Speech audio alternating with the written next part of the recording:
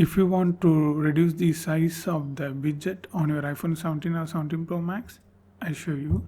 So simply resize the widget. Just long press on the empty space. So here you can see this option. You just click and drag like this. You can reduce the size. This is the maximum smaller. Same goes here. Done. So it's changed a bit. The thing is, you can see the adjustment option.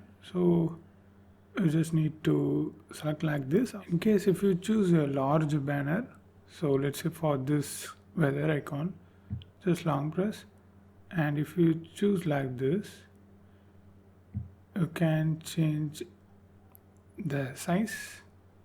So this is how we need to do. And if you want to know more videos about iPhone 17 or 17 Pro Max, you need to watch this playlist.